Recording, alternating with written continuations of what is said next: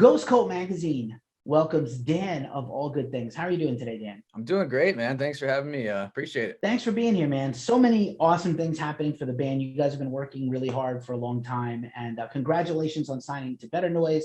Fantastic label. For people who don't know, Fire from the Gods, tons of great bands. So really, super pumped to have you in very good company. Yeah, thanks, man. Appreciate it. We're definitely excited to be working with Better Noise. Got a cool team working with us, so we're pumped to move forward and get this new album out. Of course, of course. And so you guys are working on your full-length album. You just dropped a new single and a video, which is like fire. Just super fire. Let's talk a little bit about this single.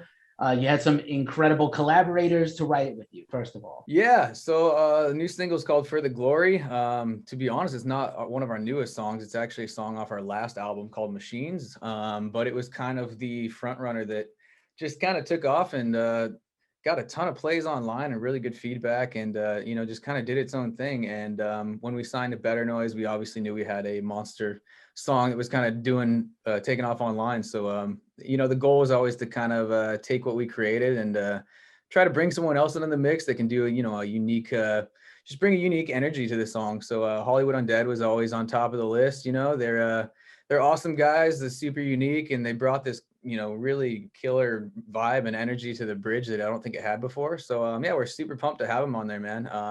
And it was just easy to work with them too. We did it all over quarantine and sent them the song. They sent us back their verse or their bridge in less than a week, man. So it was just a super easy collab, and we're stoked that it's being received so well. Awesome. And it is like a super collab. A lot of times collaborations happen, and they happen a lot more now. Back in the old days, like you couldn't be on someone else's record without lawyers. Now it's a lot freer. You can show up on someone else's record. Nobody's gonna sue you or be mad or not let you put it out usually. And those guys, for people who don't know, I know that Hollywood Undead's been around almost 20 years. They do a ton of producing and collabs and studio stuff for not themselves, for other bands. So especially Charlie and Johnny. So I think it's super cool. Yeah, and they've got their side projects and everything too. So they definitely seem like they stay busy. It's good. It's awesome, man. They're great. We were pumped to work with them.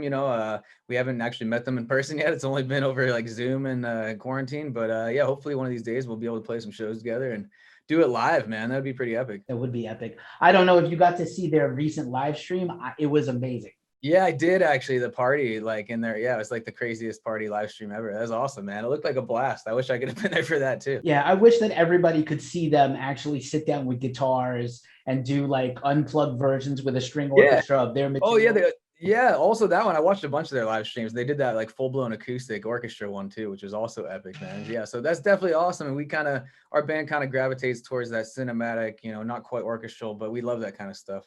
So definitely cool to see them do that. It was awesome. Help me with my segue right away. So how did you guys have such a distinct style, which I'm really excited to hear more of. So how did you guys kind of come together and kind of hit upon this kind of style where you write the very kind of heavy songs, but also very hooky and earwormy? That's not a word. Thanks, man. We started as a studio project. It wasn't really meant to be a band necessarily. A bunch of us just kind of getting together in the studio and bashing out some hard rock tunes for licensing. Basically, we try to get stuff placed on film, TV, commercials, wherever we could get our music out there. And in the beginning, the goal is just to write some crazy standout tunes that grab your attention and kind of make sure each section kind of stood out on their own. So, each part could be licensed and not everything sounded the same. We weren't repeating ourselves in second verses and kind of just trying to keep it unique and jump out and throw some crazy vocals in there and stuff. And it was just getting together and having a good time, bashing out rock stuff that we hadn't done in a few years. And it ended up being really well received online. And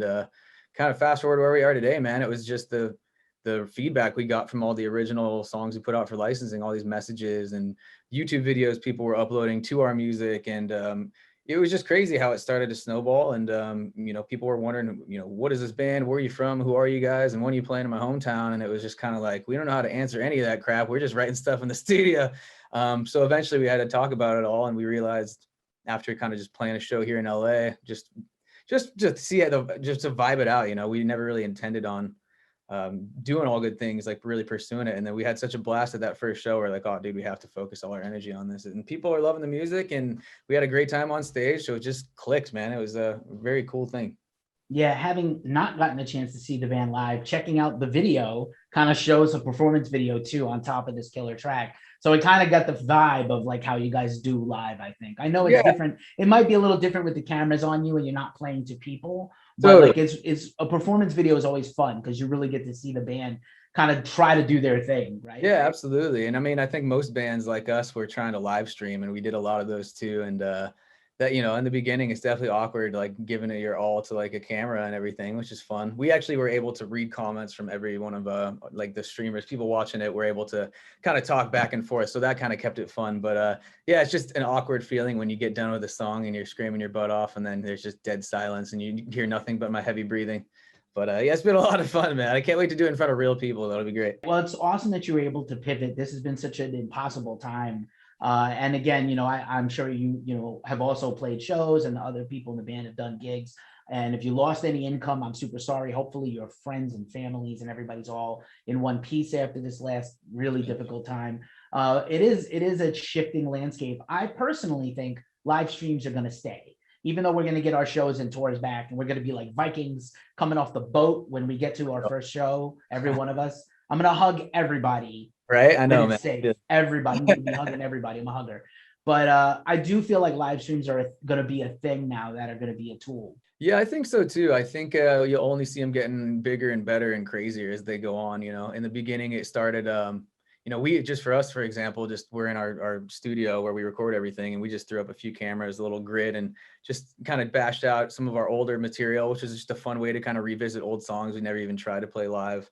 And then fast forward a few months, we ended up renting out a bunker and doing this like bunker live stream, which was trying to just step our game up and make it unique, something different. And then, you know, after that, we saw a lot of other bands that started doing like these 3D virtual like live streams in space and all this crazy shit. So, you know, we've always kind of joked about, you know, where technology can in music, how they can work together and where they can go together. We're kind of nerds. We love our video games and stuff. And we've been to like the E3 convention, and they've got a lot of like just crazy stuff, you know, that, like, for example, I was able to like put on like a Oculus VR or whatever and walk in like into a field basically to watch a DJ. And I'm in there with my bandmates because they had the headsets on too.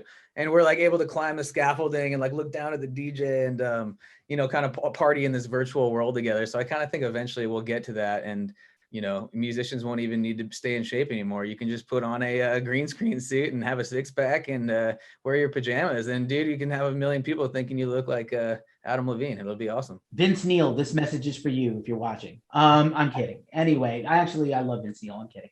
But ouch. Tough crowd.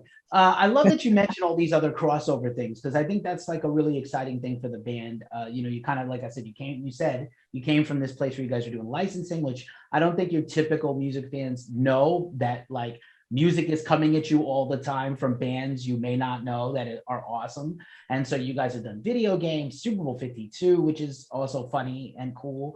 It's such a great opportunity. Yeah. And do you think as the band progresses and you put this new album out, will you continue to try to get placements in films and games and stuff? Or is that going to kind of go by the wayside when you try to focus on albums? You know, that's a good question. We've always kind of come from that licensing world and we've worked backwards like into the label world. So we've kind of like, you know, it's funny because, you know, we went from Extreme Music, which is a great licensing company who does our placements and gets our music on, you know, all these shows and commercials, and the reason why so many people are able to hear it and reach out. So we've loved working with them. And then now we've kind of transitioned into the Better Noise world where they're all about getting us on tour and really marketing the record and putting it out and kind of, you know, building the brand. So we've got kind of the best of both worlds right now. I'm hoping, you know, to continue moving forward, we'll keep getting those sports placements and those movie placements and stuff like that.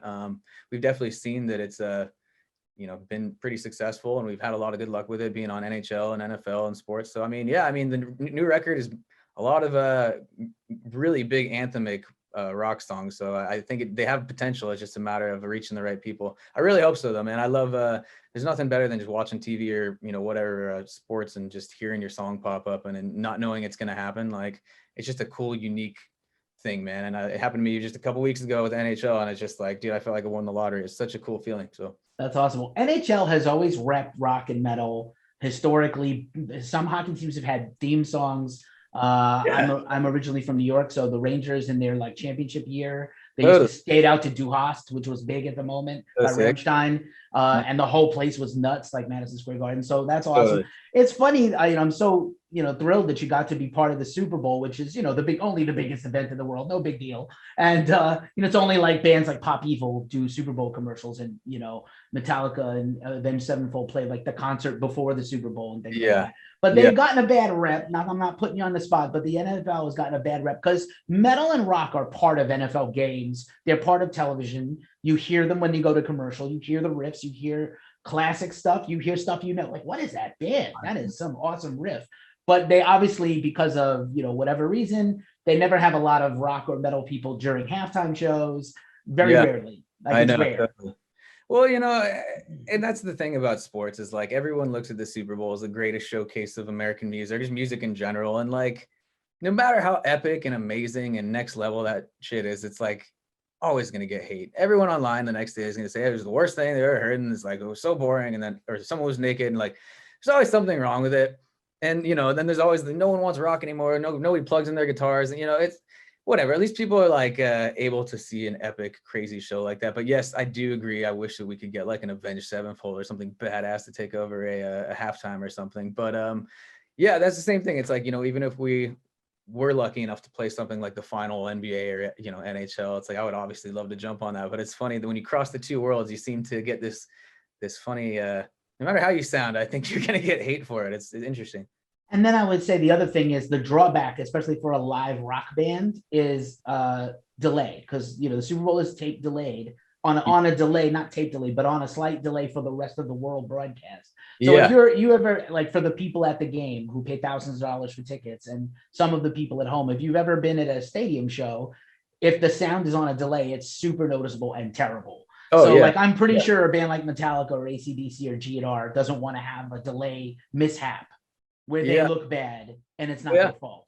Yeah, I'm sure that's part of the case too. Yeah. And I mean, everything about it is just live. It's as live as it can get, man. So I mean, obviously going to be nervous going into that. But yeah, I mean, it seems like nowadays they've started letting people plug in their own instruments and play their own guitars. For a while, that was kind of always the the Red Hot Chili Peppers Rebellion kind of show. It's like, I get it. No one wants to look like a Milli Vanilli up there. And, it seems like it's becoming more musical and people are actually singing live, and, I'm enjoying it. And I think the problem is that there's been so many, shows where they haven't sang live and it has been all pre-recorded, and people started finally doing the live thing and they're like, oh, they sounded terrible and pitchy and what was wrong with them? And they're like, that's just how singers are, man. Not everything is perfect. If you've only heard the most, edited version of the album, whatever. I get it. It's just, singer frustration here and reading those comments. It's like, hey man, they crushed it, but whatever.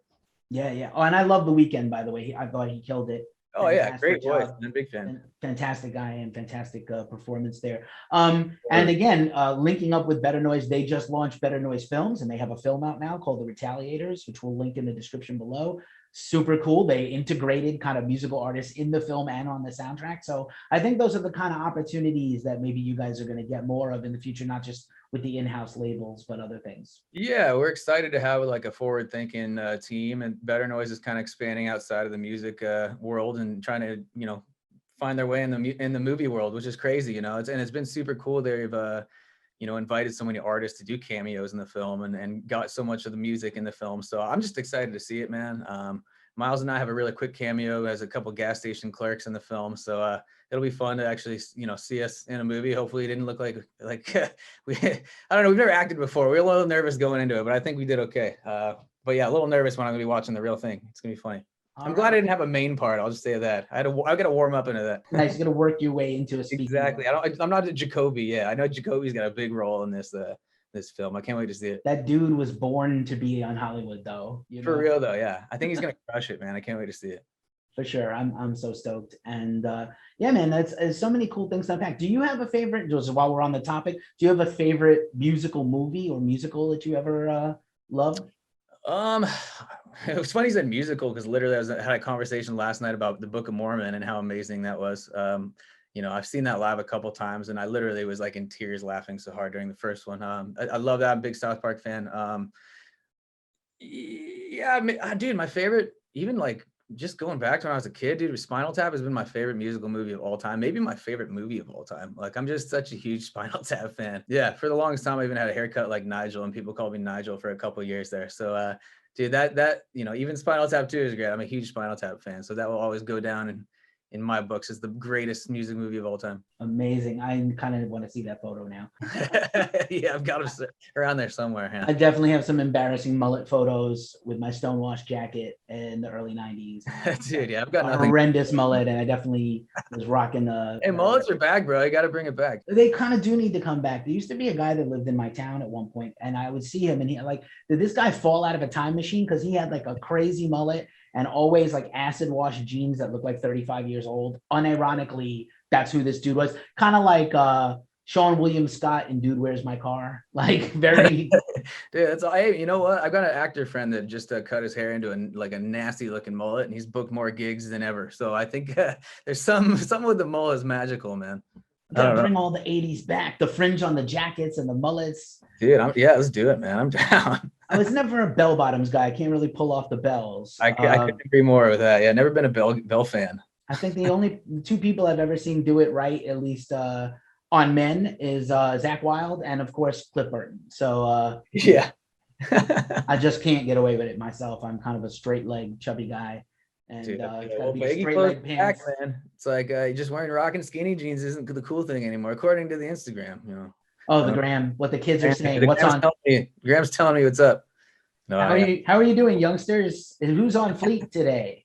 I'm definitely the old guy at the club. When we go back to clubs, I'm still going to be like the old rock guy. Hey, at least you're going, man. You know, I'm looking forward to getting back to shows. And you, as a person who yells into a stick for a living, I have to ask the question: when do you think you guys have played big festivals, small gigs? When do you think you'll feel comfortable getting on a stage in a small, well done, socially distanced venue?